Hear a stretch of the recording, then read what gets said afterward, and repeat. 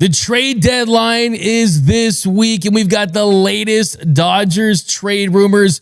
Also, Bobby Miller moving to the bullpen, the Dodgers losing 2 out of 3 to the Red Sox, and could the Dodgers bring back Mariachi Joe Kelly? That's coming up next on Dodgers Dugout Live. It's time for Dodger baseball. Welcome to Dodger Stadium. This is the golden age of Dodger baseball. The Dodgers are building a dynasty. You got it, ready to parade. We got a parade. The Dodgers punch back and head to the championship series. Ohtani starts the 50-50 clock. Mookie magic. Freeman hits the ball to right field. She is gone. Start the party, Los Angeles. Your Dodgers have won the World Series. Think blue, bleed blue, and I'm out. What is up, Dodgers Nation, and welcome to another episode of Dodgers Dugout Live, the #1 Dodgers podcast and Dodgers show on YouTube. My name is Doug McKain, credentialed member of Dodgers Media. You can follow me on X and Instagram at DMac_LA. If you are new to the channel, we get a lot of new viewers, new listeners during the trade deadline week. And if you're new, hit the subscribe button. Hit the notification bell. If you're a longtime subscriber and you just want to support the show every single day and support the channel, support me and Noel and everyone here at Dodgers Nation, hit the like button, drop a comment down below, join the Discord, join the big lead. We got such a jam-packed show today. Dodgers Dugout Live poll question of the show. I asked you guys over on the X, do you want to see Joe Kelly back with the Dodgers? Right now, 66% say yes, while 34% say no. We'll get into that rumor in a little bit. It is a live show, so definitely drop your comments down below. You can see them on the screen. We will feature your questions later during the 7th inning stretch where we answer all of your hard-hitting questions about your boys in blue. We're looking for a comment of the show. Anything funny, any hot takes, anything that makes us go, bruh. We'll feature that as well. But we've got a lot of Dodger baseball to get into, so let's get right into it. Leading off, the hottest story in Dodger baseball. All right, so there's so much to choose from, and we're going to get to the rumors here in a second. But I want to start with the hottest story, not just in Dodger baseball, but the hottest story in Major League Baseball. And that is that Cleveland Guardians reliever Emmanuel Close is being placed on administrative leave because he's being investigating for potentially gambling. There is gambling allegations. He's in a gambling probe. This is from Jeff Passan. Cleveland Guardians closer Emmanuel Close on Monday was placed on non-disciplinary paid leave through August 31st as part of Major League Baseball's investigation into sports gambling. The second Guardians pitcher to be caught up in the inquiry. Guardians right-hander Luis Ortiz remains on non-disciplinary paid leave after originally being placed there July 3rd after unusual gambling activity on 2 pitches he threw for balls, sources told ESPN. Ortiz's leave was later extended to August 31st. So first and foremost, this is a team that has multiple players being investigated for gambling. And yes, I know, you're probably saying to yourself, Emmanuel Close probably had the over on Yankees home runs last year during the ALCS because he did not perform well in that series. And you look at that series, you look back, the best closer in baseball went a third of an inning, gave up 2 earned runs and 2 home runs. The Guardians were up 3-1 when he entered the game. Guardians did win 7-5.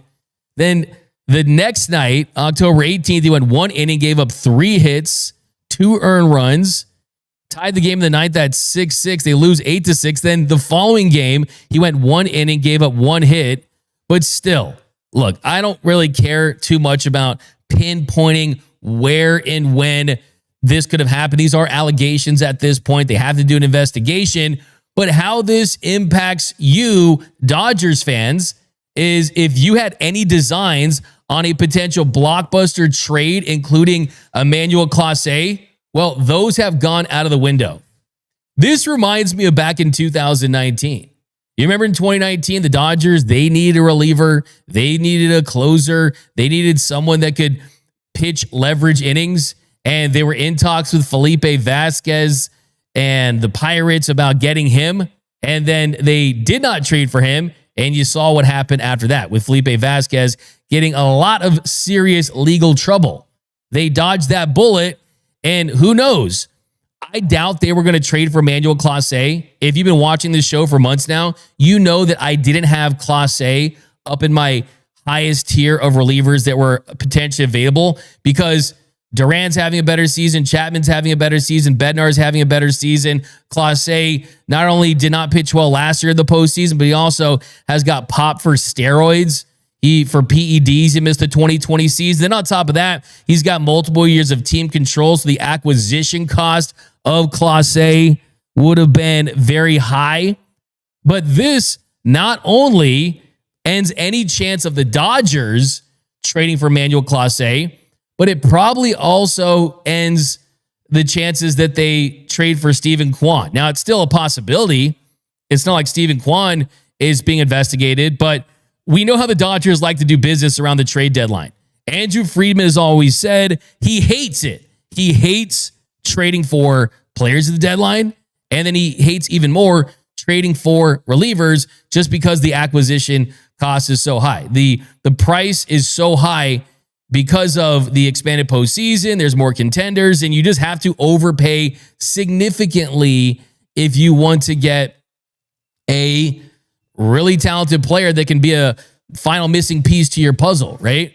But I think this ends any chance the Dodgers get Emmanuel Close, and I think that it reduces the chance significantly to probably single digits of them getting Steven Kwan. Because if the Dodgers are going to part ways with top-level prospects, their top 5-level guys, anyone rushing types or guys like DePaula or Zaire Hope or Jackson Ferris, guys that I did not want to see them move now because you don't want to trade your top guys for a reliever anyway, or you don't want to trade them for a position player unless they're under multiple years of team control. Steven Kwan is that, but I do think this ends any chance of that happening. And if you're Emmanuel Close, if you're the Cleveland Guardians, you have got a serious situation on hand. Now, if you know about the Luis Ortiz situation, it was a little different because Luis Ortiz, and we don't know the full extent of Emmanuel Close, but the allegation for Ortiz is that he was betting on specific pitches when he went out there, whether it's a ball or a strike in the first pitch of an at-bat and things like that. That's the allegation for him.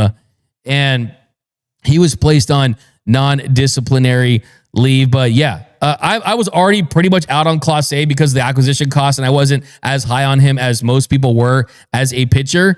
But now it's zero chance. See you later. Get ready to really taint your career if there's any issues. The Cleveland Guardians did release a statement today that read, "The Guardians have been notified by Major League Baseball that as part of their sports betting investigation, Emmanuel Close has been placed on non-disciplinary paid leave per an agreement with the Players Association. We have been informed that no additional players or club personnel are expected to be impacted. The Guardians are not permitted to comment further at this time and will respect the league's confidential investigative process as we continue to fully cooperate." So yeah, we'll see. Did he have the over against the Yankees in the LCS? We'll get more information, but let's keep it moving. Some more juicy rumors, and this one will get Dodgers fans very excited. This will get Noel very excited because this guy cracks on social media. Of course, I'm talking about Mariachi Joe Kelly. Yes, sir. Yes, sir. Robert Murray, he reported that the Dodgers have shown interest in potentially re-signing Joe Kelly. Now, just to rewind a little bit on Joe Kelly this season, he could have a job. Joe Kelly could be pitching in Major League Baseball, but he has made it very clear to everyone around him, to every show that he's been on, that if he is going to continue his career, that it's only going to be for the Dodgers. Joe Kelly, who turned 37 years of age. Joe Kelly, who is a Dodgers folk hero. Joseph William Kelly III. If he's going to return, it was going to be for one team, the Dodgers. He could have been with the Angels. He could have been with a lot of teams because he still throws 98 and his knuckle curve was extremely effective last season. But the plan for Joe Kelly is to have a throwing session and that the Dodgers will be present there. So he is going to throw and the Dodgers are going to be present for that throwing session. And I think if you look like what this bullpen looks like, I mean, Michael Kopech dealing with an knee injury, still coming back. Kirby Yates hasn't been largely effective. Tanner Scott dealing with that sharp little stinger on the 15-day IL. We'll see how that plays out. Brusdar Graterol doesn't need a huge ramp-up time to do Brusdar Graterol things. They still believe in him. He's going to be back. Kyle Hurt is kind of a wild card option. He had his Tommy John surgery during summertime of last season. Blake Trinan is now back off the 60-day IL. You still have talent in that bullpen. You still have guys that, look, Edgardo Henriquez has pitched well since he's been there. There's Alex Vest and Anthony Bonda. There are names in this bullpen for sure. There's no doubt about it. But Joe Kelly has the familiarity. He's got experience. He would cost next to nothing. And the truth is that if Joe Kelly, who's going to throw for the Dodgers, we'll see if the Dodgers give him a deal. It could be a situation where he's more of a depth piece in case some of these guys, because once you write the names down on a piece of paper, if everyone stays healthy, which we know that in the past it hasn't always happened, but they do have more depth this year than last year and more options to go to. If they do stay healthy, it'd be tough to imagine Joe Kelly working his way in. But let's think of a couple things here. So Joe Kelly has missed most of the season. If he's still pumping 98 miles per hour or close to that when he throws for the Dodgers, we know that knuckle curve was extremely effective for him last year when he used it, and he was dealing with injuries all of last season. He lost 77 games in 2024. He had two separate IL stints. He had a shoulder injury that kept him off the roster in October.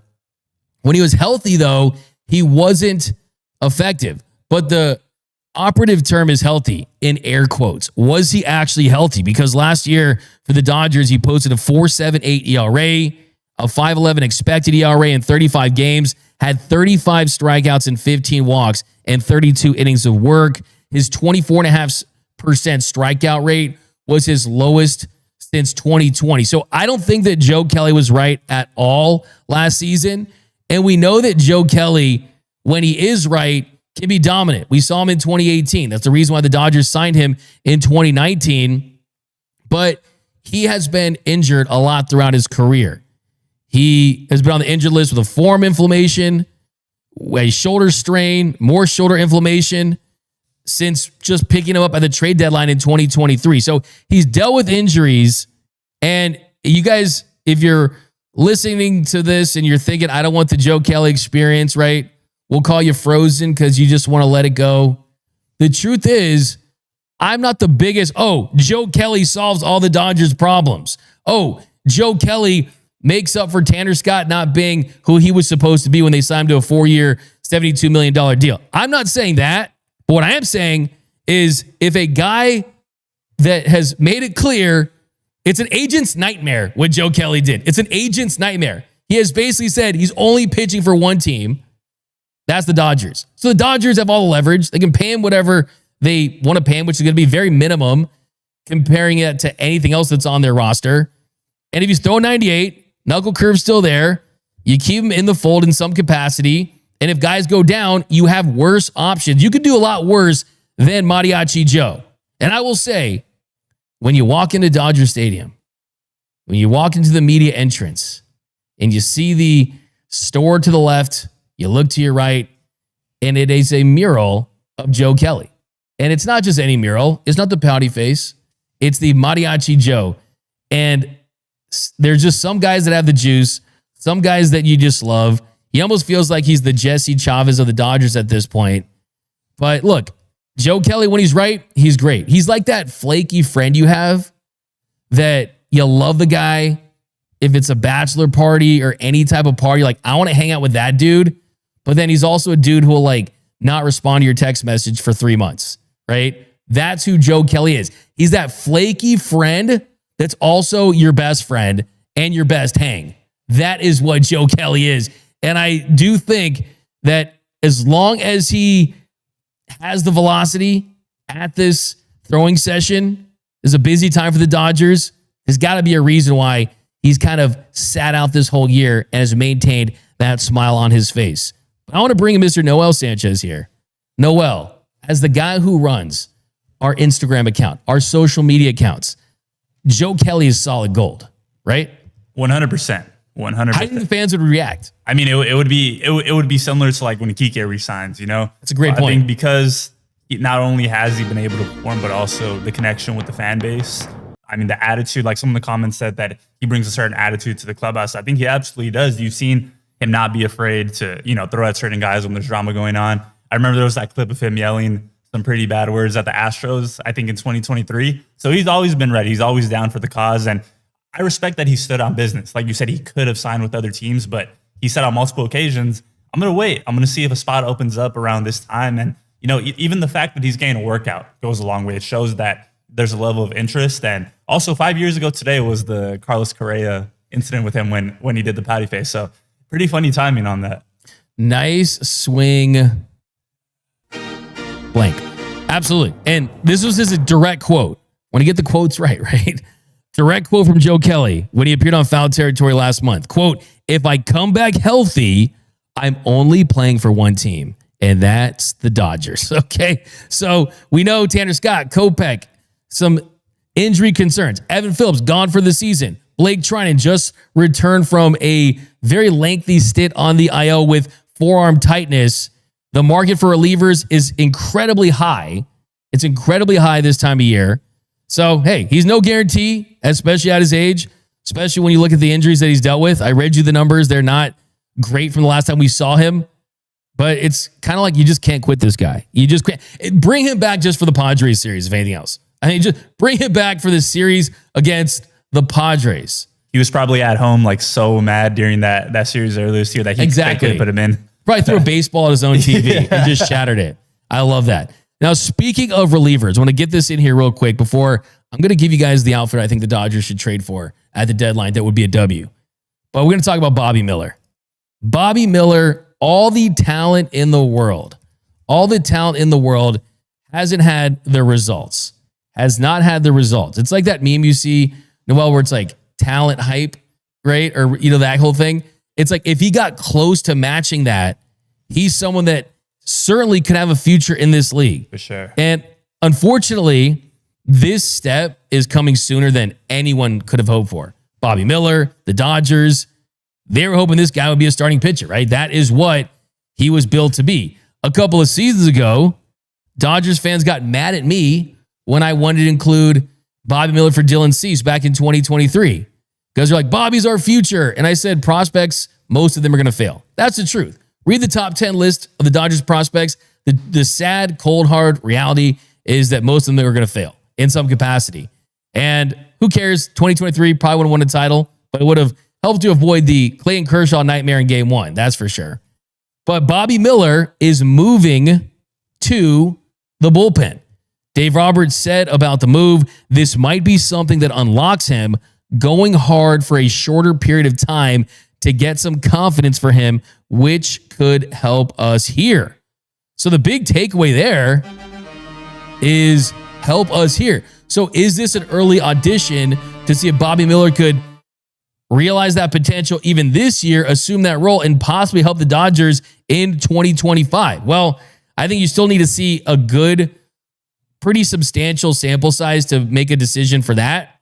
But you look at his season, not good. 5.63 ERA and 70 1/3 innings of work for OKC. The strikeouts and walks, it's painful. Almost as many walks as strikeouts. 58 punchies, 49 free passes. A 15.2% walk rate in AAA. That's almost double his 8.1% major league walk rate when he was here.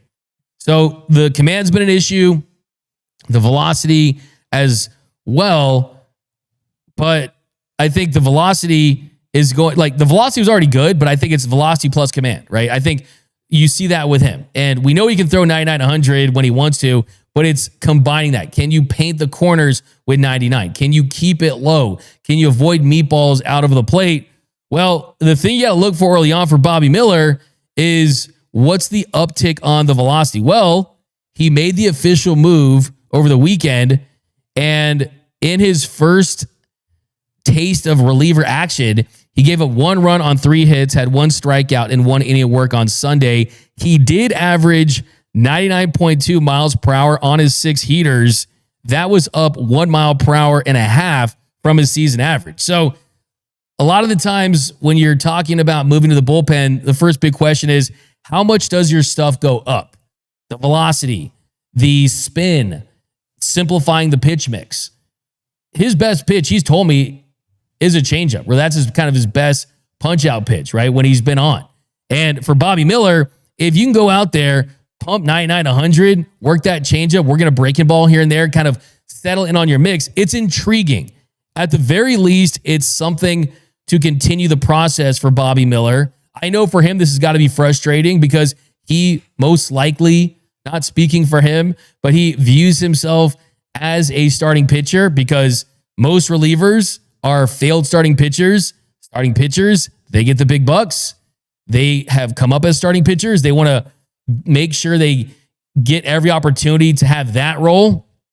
But it kind of tells me that we're probably at a point with Bobby Miller where they're saying, well, he might not even really be a trade chip at this point for a team. So we're going to keep him at the reliever spot because I doubt you're going to move him to the reliever spot and then trade him if another team is interested in him. So they're going to try him out in this role. It's going to be interesting. We'll see how it goes. I'm rooting for Bobby Miller. I hope that he finds a way to just find something that he can feel good about before the season's end, because the truth is, the kind of stuff he has, you can't teach. And that's kind of the most important thing for Bobby Miller. But let me know down below in the comment section your thoughts on Bobby Miller, your thoughts on Joe Kelly. We're going to do some more trade rumors in a little bit. This is like Christmas this week for me, guys. This is what I live for. The trade deadline. I mean, we're going to do shoeies for trades, okay? It's going to be exciting. Even if we don't make a big move this week, it's going to be exciting because you know the Dodgers are going to be involved until the very end if big players are becoming available. Let's read some comments down below. Then we're going to go to break, and I'm going to give you the outfield I think the Dodgers should make a swing for.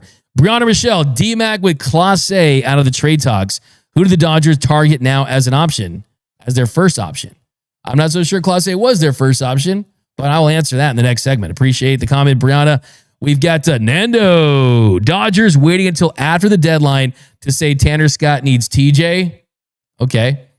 For a Nando take, that's kind of one of his more like actual takes. He's not calling anyone out. It's a theory.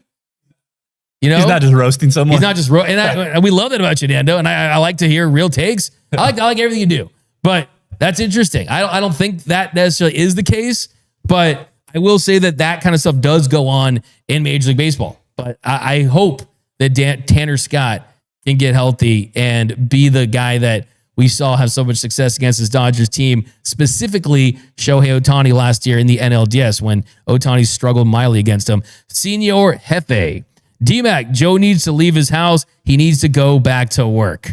Like, go back to work. Get out of the house. Get out of the house. Go pitch for the Dodgers. Go win a World Series. Kelly is done from Gary Glenn. But yeah, a lot of hot takes about Joe Kelly. He's a little polarizing, but most people love him.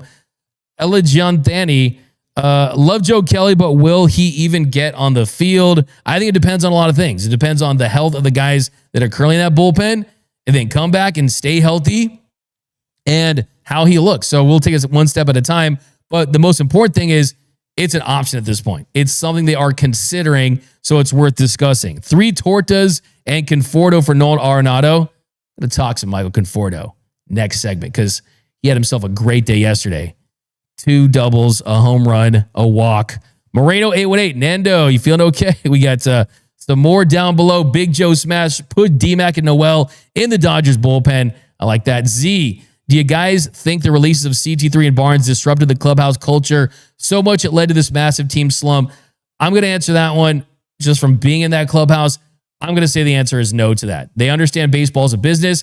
I asked Dave Roberts about Chris Taylor leaving, and one thing he told me was that Chris Taylor took that news well in the sense that, hey, it's a business, and he wanted to play more. So Chris Taylor was frustrated himself because he wanted more opportunities to play. As far as Austin Barnes, he knows baseball is a business, and they made the right choice with Dalton Rushing too. It's just the case of it. But Dawan Hodkins, our bullpen finna have Joe Kelly, Bobby Miller, and Dustin May, LMAO. Hey, internal options right there. We've got Alfonso Lucio. Hey, D-Mac, with so many cameos and Happy Gilmore too, I was wondering why didn't you make the cut at least on the sideline? Yeah, I know, man. I saw Happy Gilmore too. I give it, honestly, nostalgia was there. It was funny. I liked it. I'm a big original Happy Gilmore fan. I'm gonna give it a solid like 7.4 based on the fact that there really isn't any good comedies anymore. But we'll talk about that later in the 7th inning stretch. Jeremy H. Dodgers have a 25-29 record against teams over 500. That's a bit of a concern, especially for the playoffs. Okay, love that take.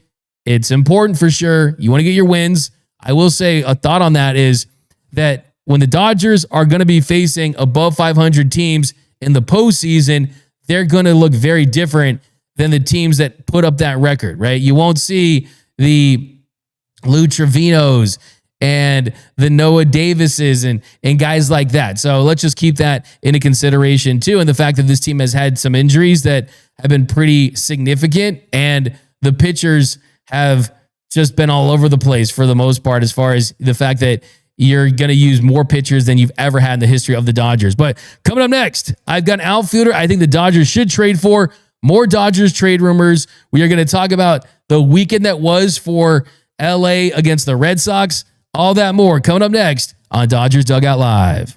Welcome to the Dodgers Nation Podcast Network, your front row seat to everything Dodgers all season long. Home of the #1 Dodgers podcast in the world, Dodgers Dugout Live, hosted by me, Doug McKain. Friends call me D-Mac, and we cover everything about your boys in blue, everything you need to know about Dodger baseball in less than an hour. We've got breaking news, post-game breakdowns, roster updates, trade rumors, in-depth player analysis, Dodgers trivia, you name it. Whether it's a wild walk-off at the Ravine, a key call-up from OKC, we've got the insight, we got the coverage, and we're here for you all year long. We're the #1 Dodgers site on every platform, and we're born and based in LA. We're loyal to the soil. Dodger baseball is what we do. Trusted by tens of thousands of daily listeners, Dodgers Nation is more than just recaps. We are LA. Whether you're in Echo Park or out in the Valley, Beverly Hills, whatever it is, if you bleed blue, this pod's for you. The more you guys subscribe, the bigger we can build, and we can do this together. So stay up to date with our Dodgers Nation post-game shows and breakdowns and podcasts.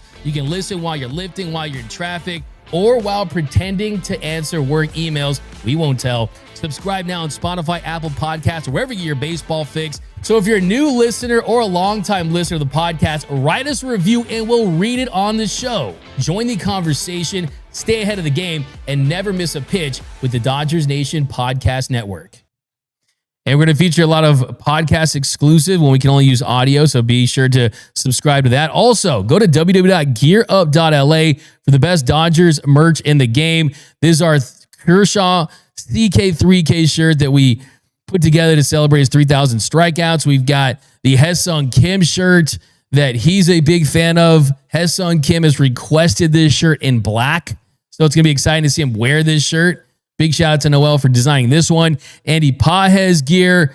Of course, still people love the WDGAF Kike shirt. We got to cook up a Kike popsicle shirt. Even if we sell like one of them, like I'd still be down. Yamamania. I love this. This is awesome. It's honestly one of my favorite like color schemes. I think the red pops on that. Yoshinobu Yamamoto. Rookie of the year. I swear Noel's putting this up here to troll me. Nah, he's coming back soon. No.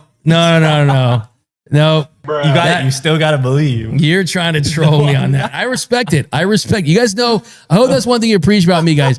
I can take it. I dish it, but I can take it. Okay. And yes, I did say Rookie of the Year. I did coin that phrase, and it just has not worked out that way. We'll see. I mean, if he stays under 50 innings, he could qualify, but You got ahead of it early. we'll see. Maybe next season. But okay, guys, here in our second segment here, we're kind of bouncing into the rumors for this one.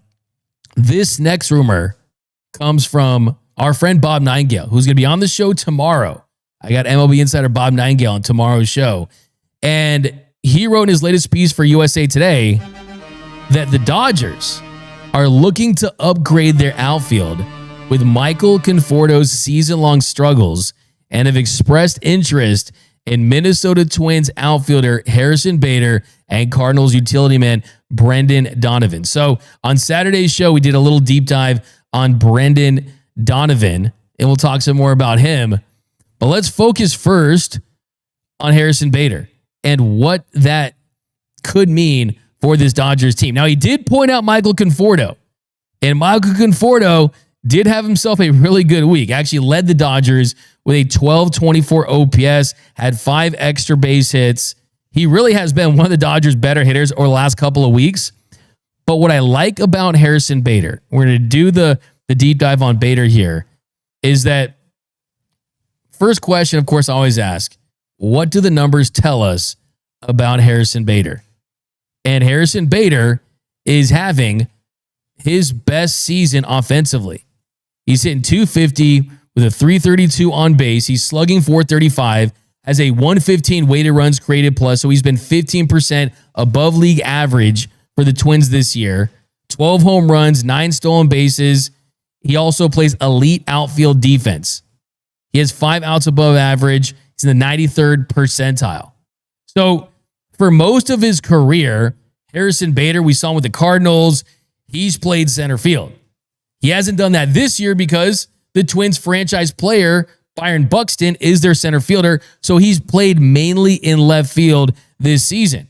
And that's where he would project to play for most teams around baseball. But for the Dodgers, he'd play center field. And I think that if you're reading the tea leaves in all of this, the ones that make the most sense for the Dodgers as far as outfielders are concerned are center fielders. Guys that can play all 3 outfield positions. Donovan can play all 3. Steven Kwan, he's versatile. But Harrison Bader can play all 3. So you kind of look at guys like the guys that we talked about, like Adolis Garcia, or just kind of more specific corner outfield bats. They don't offer that positional versatility, and they can't play all 3 of the outfield spots. Luis Robert Jr. So what the Dodgers are telling us is that they want to solidify center field, and they think that as good as Andy Paz has been at the plate, Paz has had a breakthrough year offensively, that he projects best as a corner outfielder. That's where he's at its best. And with Michael Conforto still playing on this team, I think that you could trade for someone like Harrison Bader and not completely do away with Michael Conforto potentially, because there's always the platoon option. If he's someone that can mash against right-handed pitching and have a great second half of a season like he's done throughout most of his career, it's something you do consider. But what's great about Harrison Bader is he's an awesome combination of an elite glove that can play all 3 outfield positions. It's also in a contract year, and that's very important because Brendan Donovan has a couple years of team control, and the Dodgers aren't afraid to do that, but it would come at a cost. It would come at a cost. And Bader, he actually has a $10 million mutual option and a $1.5 million buyout. So at his age, the year he's having, you kind of have to treat this as a rental if we're being completely honest. Like, he might take $10 million, but most likely there's going to be teams out there that are willing to give Harrison Bader, based on the year he's having, a multi-year contract. But if you're the Dodgers, you get to see him firsthand. You get to see what he looks like up close and personal. You could have him in your organization, and maybe you can work something out with him. But he's definitely a player that I think makes a ton of sense. He's the outfielder that I think you can realistically acquire that the Dodgers should trade for. Yes, it'd be awesome to have Jarren Duran. Love Jarren Duran. Exciting. Cal State, Long Beach, Corona, Cypress High School, Mexican player that we know our fans. I see the comments. We need another Mexican star. He would be that. Love me some Jarren Duran. But we know that with the injuries they've had in Boston, with the fact that you can't get the multiple player trade with a reliever because Aroldis Chapman's not going to be traded, then it starts to make a little less sense. And then you also look at the fact that they're winning too. So what I would do cartwheels down 1,000 Vince Scully Avenue for Jarren Duran. Trust me, I think he's got the juice, man. Some guy's got the juice. He's not taking the juice. By the way, that's Barry Bonds, but he's got the juice, right? He's not taking the juice. That was Emmanuel Close in 2020 when he got suspended. But I think he's got that juice. I think the fan base would absolutely love him. He's electric as a player. We saw that on display all weekend. He was making plays and getting hits, and he was big time. But Harrison Bader, we saw firsthand too. I know that he did not make the catch when Freddie Freeman had the walk-off base hit, the 2-run single against the Twins. But the fact that he doesn't have a lot of team control, the fact that you can throw him in center field and get above average defense. Like I said, I'm so sick and tired of watching the ball fall right in front of Dodgers defenders. And yes, ironically, a ball did fall in front of him, but he was making great effort on that Freddie Freeman play. And he's just having a really good year offensively. So this is a guy that would raise the floor. And that's kind of what you're kind of after right here. Is if Conforto hits like he's hitting, and you look back at the last couple of weeks, the kind of the stretches that he's had, I mean, he can still help this team. He really, really can. I am still going to die on the Michael Conforto hill. I really will. But let's be honest. Ohtani, Betts, Freeman, Teoscar had home runs in back-to-back games. He's a second-half player that when the lights turn bright, he starts to find it again. You see him expand less at those sliders away and chasing stuff. And then Muncie's coming back. You still have Will Smith, who's going to get top 5 MVP votes. I mean, you don't need to add a superstar offensive player, but you can improve. And Harrison Bader is a way you can do that. Now, I will say, what I love about Harrison Bader too, really interesting. And for all these trade guys, I know a lot of shows doing a lot of trade targets, lots of ones I've heard on the show. And a way that I want you guys to remember each of these trade targets, I know it can get a little much, right? A lot of trade targets, a lot of names you haven't heard. So my way of getting you guys to remember each of these guys is I'm going to throw out fun facts for each of these trade targets. And I got my fun facts for Harrison Bader. I did a little deep dive on him yesterday, and I found out that his favorite high school class was AP Art History. Wonder who his favorite Baroque painter is. I wonder who his favorite Baroque sculptor is. Probably Bernini. I don't know. But he also took pottery in high school. He was also a substitute gym teacher during COVID. He's also the cousin of actor Scott Baio and Vampire Weekend bassist Chris Baio. So those are my fun facts for Harrison Bader. I mean, he's awesome. I know we're going to get like Nando's going to say Master Bader down below in the comments. Yo, he just did. Did he? He said only if I make a shirt that says Master Bader. Okay. He just did. I'll put my hand on the Bible and tell you that I did not see that. That's how well I know our commenters. I promise you I did not see that. He literally just commented like a minute ago. I guessed we are in alignment. I am on to you, Nando. Okay. I knew it was coming. I promise you I did. Okay. But I want to keep going on with this. And the reason why Harrison Bader makes sense is because I think Griffin Jax makes sense. And yes, Johan Duran, he's the big white whale. He's the pie in the sky. He would be my top choice. He is my S tier. I had Duran in front of Emmanuel Class A when everyone would Class A. Everyone, Class A is a Class A all by himself. Duran's the man. That's my guy. If I could have any of them, it's him. The walkout, the stuff, the splitter, the velocity, love that dude. But Griffin Jax could be more attainable.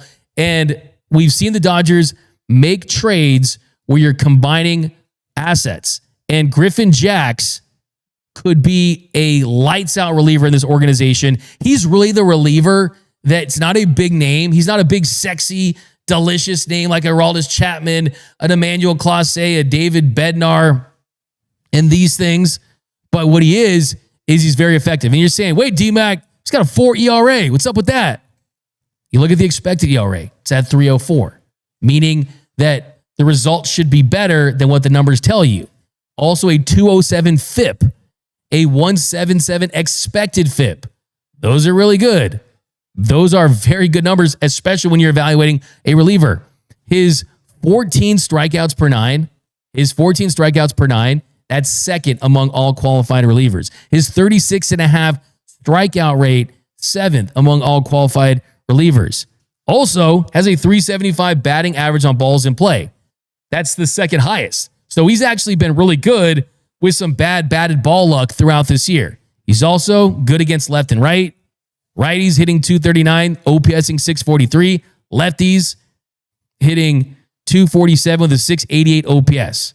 So I look at Griffin Jax and I look at the fact that he can go out there, be a high leverage arm, can dominate hitters with the punch.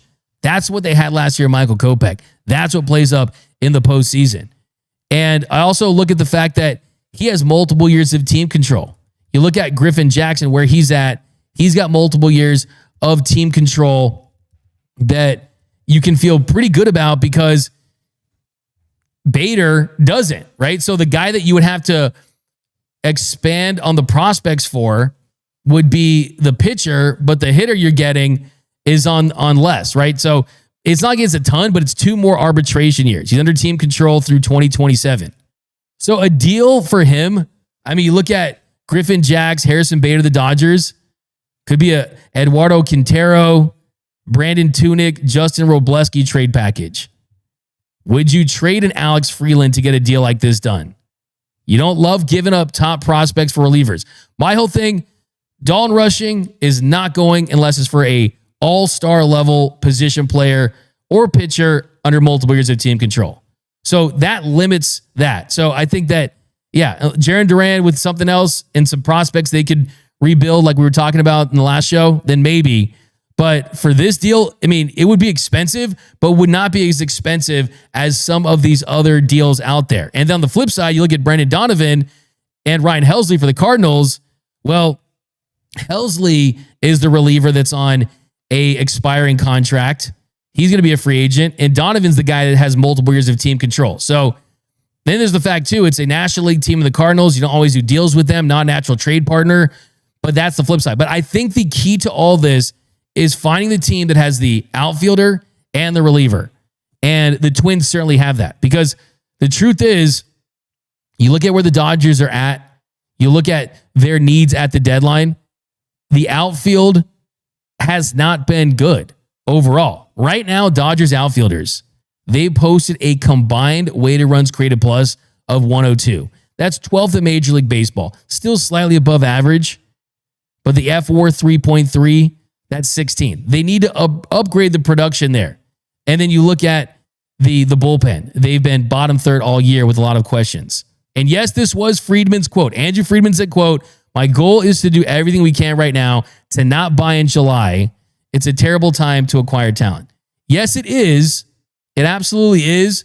But if you can get the guys that you don't have to completely overpay massively for, that could truly take this team over the top this year, I still think it would make a lot of sense to pursue a Griffin Jax and a Harrison Bader. By the way, I didn't throw my fun fact for Griffin Jax. My fun fact for Griffin Jax is he's the first graduate of the Air Force Academy to pitch in the major leagues, and he's the son of NFL linebacker Garth Jax. He played 10 seasons for the Cowboys and the Cardinals, starting in the mid-1980s. So Griffin Jax, feeling that.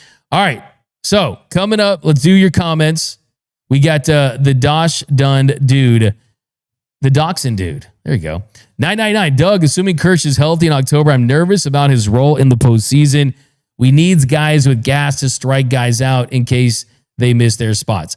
I think that is definitely worth mentioning. And thanks for the super chat. Really appreciate that. Really appreciate that for sure. Give you a nice little home run there. And there's no doubt about that. But it's going to be something that you're going to have to look at down the stretch. How is Kersh trending? Is he getting better? Is he getting worse? Is he allowing more runs? Is he allowing less? How's the slider playing? How's the velocity playing? Because Kersh has said himself that it's going to be cutthroat to make this postseason roster. He's someone that never wants anything given to him. He wants everything earned. So he knows that, hey, he has to pitch well if he wants to be a part of this team. The truth is, though, you only need 4 guys to start in October. And right now, if everyone is healthy, Tyler Glasnow, absolutely elite. Just when he's right, his stuff is just stupid. 12 strikeouts his last start. Blake Snell has the potential to be as good as anyone in baseball. and we'll see how he looks against Tampa Bay this week. So he's coming back this week. Yoshinobu Yamamoto, we saw what he did last year in the postseason, and he's pitched at a Cy Young adjacent level this year. So it's already 3. And then what? Shohei Ohtani's not going to start games for you? He's not going to start going up to 4 innings this week. He's going to try to aim for 4 innings of work on Wednesday against the Cincinnati Reds. So that's already your 4 guys right there. So you could keep Kersh in the fold in some capacity, and we'll see what they do. We're not quite there yet, and we'll spend a lot of time talking about that. But do you want to talk about just the week that was for a quick second before we get to the 7th inning stretch? The Dodgers lose 2 out of 3 to the Boston Red Sox. Both the losses on Saturday and Sunday, they had 2-run leads at certain points of those games. And on Saturday, not creating enough opportunities. On Sunday, they were just atrocious with runners in scoring position. They stranded a small village on the base paths in Boston. The Dodgers 1 for 11 with runners in scoring position. Their last 2 games in those losses, a combined 1 for 14 with 20 men left on base. There were plenty of opportunities for them to get those runs and cash in, but unfortunately, they just weren't able to. Shohei Ohtani hit a big bomb on Friday, and the slug has certainly been there, but it has been a little boomer bust for Ohtani of late. We know that he had another incredible week. He ended up crushing a ton of bombs. He had 4 home runs on the week, but he also struck out 13 times in 28 plate appearances.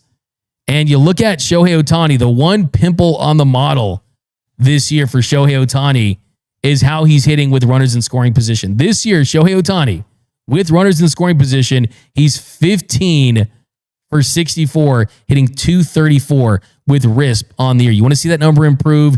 And on Sunday, you did have a couple opportunities with him at the plate. You had Rojas at second. He struck out swinging early in the game. Then the 8th inning, you had Rojas and Betts draw back-to-back walks, and then he flied out. So, yeah, you want to see him just execute and put together better at-bats with runners in scoring position. But it was a rough weekend for the Dodgers. They go 3-3 on the week. And one of the big storylines was Mookie Betts and his return to Boston, where he won an MVP in a World Series. He missed Friday and most of Saturday's game.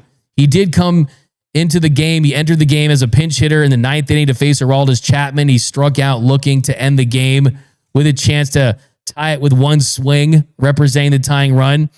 But it turns out that Mookie was out because of the death of his stepfather, so he missed a couple of games. And yeah, thoughts and prayers, all love to the great Mookie Betts, man. I definitely want to make this very clear. Watching the Hall of Fame ceremony yesterday, any Mookie slander is not tolerated. It really is not. I mean, this is a guy that Betts bet on the Dodgers. Let's not forget, this is someone who signed a lifetime deal essentially with this organization before he played his first regular season game. He inked his 12-year, $365 million deal before the Dodgers played their first game in 2020. He bet on this organization. He elevated the talent level. His defense, his offense helped win a World Series in 2020. Last year, he was massive for the Dodgers throughout to help win a World Series. And just watching the Mariners logo on Ichiro's plaque yesterday in Cooperstown, watching the Yankees logo on CC Sabathia's hat on his plaque, it made me think Mookie Betts is going to the Hall of Fame one day. He's having that interlocking LA on his hat. So it's been a rough year. It is another example of why it has been. So we need to put our arms around Mookie, man. It's coming. I believe in him. But here's Mookie after the game. Now, Mookie, obviously, we know you had to be away for personal reasons. Coming back in the middle of the game yesterday, where are you at with everything as far as getting back to playing baseball? I'm good. That's my bad. I'm good. You know, I just had to, like you said, go home and take care of some stuff at home and be with my mom for a little bit. But other than that, I'm fine. Just I would like to play better baseball, but you know, we'll see. Are you comfortable sharing why you were away from the team? Yeah, my stepdad passed, so I needed to go home, be with my mom, somebody that's been there in my life from 4th grade until now, you know, and so that was it was tough for me and the fam, but you know, I just needed to be there for my mom and my brothers and sisters. So it's just a tough time, and there's no real way to really explain something like that outside of just being there and spending time with the family. So there's Mookie Betts. You can hear it in his voice. You can see it in his eyes. It's definitely been a trying year, from the illness early on the season, losing almost 20 pounds, to adjusting to playing everyday shortstop, to losing that bat speed and struggling offensively, to now this. So you got to really embrace and show a lot of love to Mookie Betts. Went 3 for 17 this week. Didn't have his best week since moving on to that leadoff spot, but still, I believe in Betts, and I'm hoping that he turns around. Other big storyline, too, was yesterday Dustin May's last start for the team. There was a rumor from Fabian Ardaya and Katie Wu of The Athletic that they would be considering trading Dustin May. And really, Dustin May was balling yesterday. And he really was. The stuff was moving. It was grooving. It was filthy. And unfortunately, gives up a triple off the wall. And then Alex Bregman kind of ambushing that sweeper that just stayed middle. He crushed it, and that allowed the Red Sox to take the lead. But yeah, I think that his stuff was really good. I'm still a believer that you can never have enough starting pitching. And I would prefer to have Dustin May on the Dodgers post July 31, because it can just take a couple pitches and all of a sudden, hey, now that's why you could Ross Stripling him and trade him to a team to allow him to get some starts and put himself in a position to have a larger sample as a true starter heading into the free agency period for him. But the Dodgers have already said they're going to a 6-man rotation. Does that include May piggybacking off of Ohtani on Wednesday, even though Dave Roberts said that was a one-off the last time they did it? Does Emmet Sheehan take that 6-spot role? Does a pitcher go on the IL for whatever reason? Then you have May and Sheehan in the rotation. So a lot of questions to be answered, but here was Dustin May after the game talking about his start. At this outing, it was almost like you settled in, you were excellent there in the middle of your outing, and then that back end, they really just got you on the long ball. How would you kind of just assess how things went for you? Yeah, I felt good in the middle part. Definitely in the 5th inning, just left too much stuff, just like over the middle, not quality strikes. How did you find just your fastball command in this one? Because, I mean, everyone kind of watching it seemed like it was in a really good spot. Yeah, no, I felt good. Mechanics were in a good spot. I just didn't execute in the 5th. How tough is it to pitch with the wall right there? I mean, that fly ball that Anthony hit is usually an out in any other ballpark. Yeah, I mean, but you got to play in the ballpark. Got to know, like, you can't allow that stuff. It's just part of the game.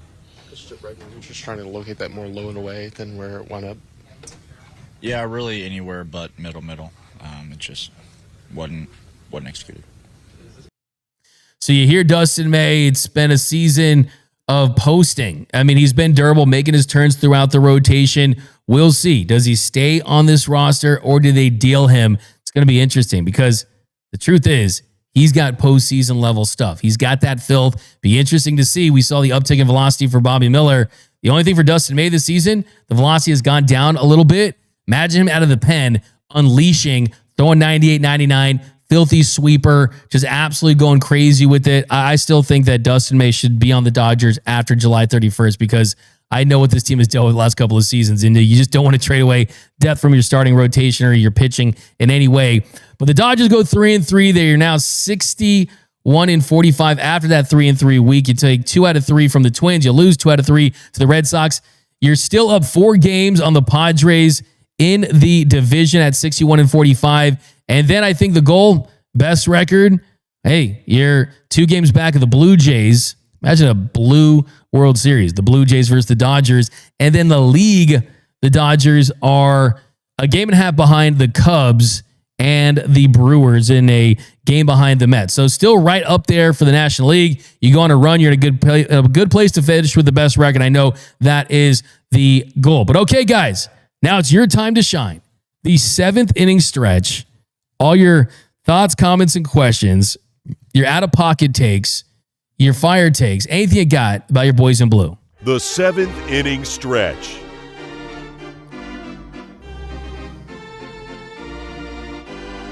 We got Parker Lee, Andy Richter, 79. Is that Andy Richter from the Conan Show? Because I know that guy. I love that guy. He's hilarious. $10 super chat.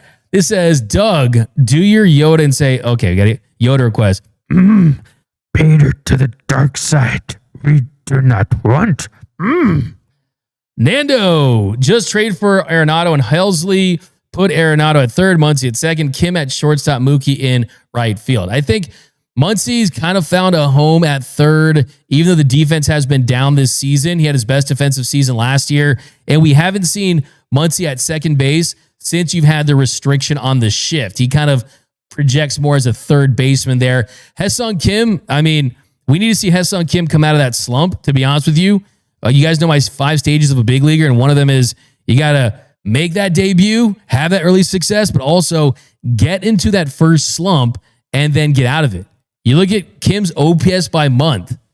May, 1,058. June, 857. July, in 55 plate appearances, a 440 OPS. So what you're seeing is teams are adjusting to Ha-Seong Kim. Can he adjust back? Has been dealing with that shoulder injury, but it's only really been for 5 days or so, right? So it was like that before. We got Eljan Thony says, dmat.com. He doesn't say it anymore. It's because I don't do those pre-recorded videos anymore. I mainly go live, but I can bring that back if you want. Kevin Parker, Conforto is going to turn a single into an inside the park home run tonight. Okay, if that happens, that's definitely a shoey prop. At the Great American Small Park tonight in Cincinnati, we got Scott Slater going to give you a Let's Go Dodgers, predicting that Mile Conforto is going to hit an inside the park home run. You got the Dodgers ace Yoshinobu Yamamoto on the mound against Chase Burns tonight. Tomorrow it's Tyler Glasnow versus Nick Lodolo. And then on Wednesday, 4:10 start Pacific, Shohei versus Nick Martinez. Gonna be great to see Gavin Lux get his ring tonight, so that should be exciting. Leonardo Blanco, hey D-Mac, what's up with Tony Gonsolin? Yeah, I mean, time's like kind of running out on Tony Gonsolin. Dave Roberts said the other day that there's no new news, and that necessarily wasn't bad news, but the truth is he hasn't gotten better. So the Dodgers transferred the Catman to the 60 DIL on June 19th, and he's got to get back if he wants to help this team. It's definitely concerning with the elbow soreness. They did an MRI, so the UCL was intact, but doesn't look like it's extremely promising for Tony Gonsolin, for just being completely honest here. Scott Slater, D-Mac, question. By the way, I hate that when someone says that, but it's like a big pet peeve of mine. When someone says, we're going to be honest here, that's suggesting that typically you lie. So yeah, okay. So we're just telling the facts there about Tony Gonsolin. Scott Slater, D-Mac, question. Do you believe Teo has the chops to play right field? Do we need a more skilled guy there in Teo in left field? So absolutely, if it was my team, I would have Teo in left, and I would have Andy Paz in right, just because, well, they won the World Series with Teo in left last year, and Andy Paz has the kind of hose, he's got the kind of arm that can make a great throw from right field, right? You can prevent a double from being a double from being a triple and keep those extra bases and hit those cutoff guys, and Paz projects as that. I will say, if that's where Teo grades out better, which through a whole season he kind of does, it's all predicated on if he hits. If he's a 30 to 40% above average hitter, hitting with runners in scoring position, timely hits, clutch base hits, the Dodgers, like I said, 1 for 14 last 2 games. If he's getting those hits, then yeah, you can justify it. But no, I mean, clearly they have a better option, but they're giving a player that they re-signed a chance to play where he wants. And that's kind of a whole nother debate, if that's the right decision. Senior Hefe, D-Mac, play the Yoshi song. Yoshinobu Yama. We'll play it tonight after a great start, I promise. Ellis Shiva Jones, D-Mac, AAA Dodgers, Ryan Ward has a hot bat. Why not bring him up? Can DFA him afterwards if it doesn't work? Yeah, Ryan Ward is like 78 years old at this point down there. And it's another great example of why the Dodgers trade guys, right? Because you have so much talent, you can acquire talent through free agency. So you have guys blocked, and Ward's a guy they just don't feel like is going to be a big upgrade. That's just the truth. They don't think that, hey, his bat's going to translate to the level it does in the PCL to the major leagues. Kevin Parr, sorry, D-Mac, I meant Conforto's defense is going to turn a single into an inside the park home run. Okay, why'd you flip it? That's just cruel. I thought this was the Conforto positivity hour here. Ellis Shiva Jones, D-Mac, why not bring up Hunter Fiducia if we trade rushing? I mean, that's 100% what they would do, 100%. But I kind of get the feeling, unless it's, like I said, all-star bat, multiple years of team control, that they'll keep Dalton Rushing, and we'll find out if he can continue to improve his bat. Jim Hishinuma, D-Mac, did you see Ichiro's speech? I did. I loved it. I loved his speech. When he said, I think that was funny. It says Dodger stars, MVPs, and future Hall of Famers must watch this speech. Ichiro's speech was hilarious. There was a line that stood out to me where I did think it was really awesome. Made my heart flutter a little bit when he called his wife his most consistent teammate. Thought that was cool. But for me, when he said, hey, when I signed with the Marlins in 2014 or 2015, something like that, he said he didn't know who the Marlins were. He didn't know that the Miami Marlins had a team. Ichiro, last time I checked, the Marlins have 2 World Series titles, 97 and 2003, and the Mariners have 0. They're in Padres territory, but it was a great speech, no doubt about it. Jorge, expected numbers are irrelevant. They're definitely not irrelevant, and teams definitely don't think they're relevant. It's based on a lot of batted ball profile, but I like what you said, though. I'll take the burn, though. I don't want an expected World Series title. That was a fire take. I don't know who said that one, well, but I like that. A fire take. Mr. Classic Tigers have Chris Paddock with Jack Flaherty and Tariq Skubal. So that is the trade that Noel just broke right here. Noel, break down that trade. So they're also getting Randy Dobnik with them. So it's Chris Paddock, the sheriff, going to Detroit. Yeah. And then Enrique Jimenez is going to the Twins. So the big takeaway there, Detroit, who's been struggling, they've fallen off a cliff on a losing streak. They're buyers. We know that. They're trying to add starting pitching depth. But the Twins, they're clear sellers. And it was already obvious, but this is another example. So if you're the Dodgers, Twins selling, it's are you paying? And I think the Twins, they make the most sense. Bruce Davis, D-Mac, thought we were all in. I thought we were all in. We can do better than Bader. We're all in. I mean, I'm still all in. But you guys, like I said, I always like to balance what I think they're going to do with what they are going to do. But all right, guys, running out of time. We'll do some more Q&A tonight after the game for the postgame show. But since we're running out of time, let's go to the walk-off. The walk-off.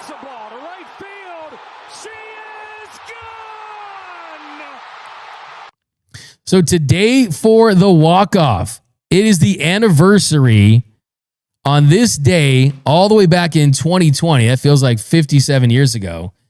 Joe Kelly took it into his own hands to get back at the Houston Astros for what transpired in the 2017 World Series, where they cheated, where they used a sophisticated sign-stealing scheme with cameras to steal signs, and ultimately it led to winning that World Series in 7 games. It absolutely played a role. Well, today is the anniversary of that, and wouldn't it be cool if you bring Joe Kelly back on that day? Of course, he has to throw first, but yeah, I'll never forget that day. I mean, there was no fans in the stands. They didn't have the cardboard cutout. They weren't even cool enough to have the cardboard cutouts there in Houston, and he throws at Bregman, and you're like, oh, what the heck? Something's going down.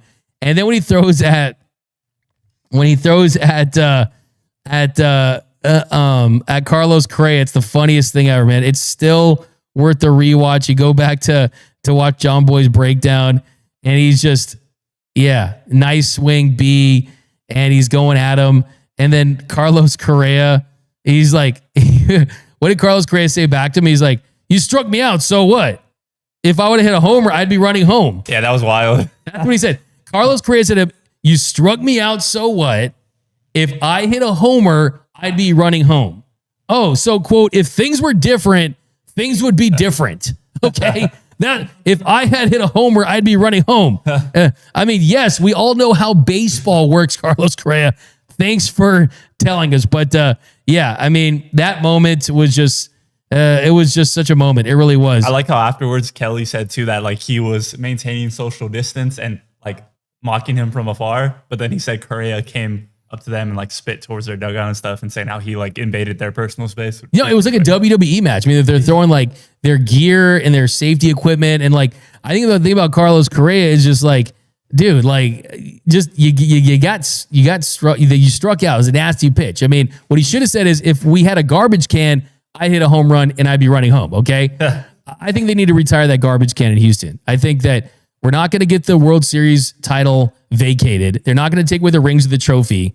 The least they could do was embarrass them by having them retire the trash can. It'd be a great moment, be awesome. And forgot what I was going to say. The Astros stole my thought. But that's going to do it for this episode of Dodgers Dugout Live. My name is Doug McKain. You can follow me on X and Instagram at DMAC_LA. Special thanks to producer Noel. You can subscribe to the channel, hit the notification button, hit the like button for the longtime subscribers, also podcast listeners, writers, review. And we'll be back later, guys. Anything breaks, we're going live. Get locked in this week. Trade deadline week is here. And remember that nothing, absolutely nothing brings us together quite like Dodger baseball. And until next time, think blue, bleed blue, and I'm out.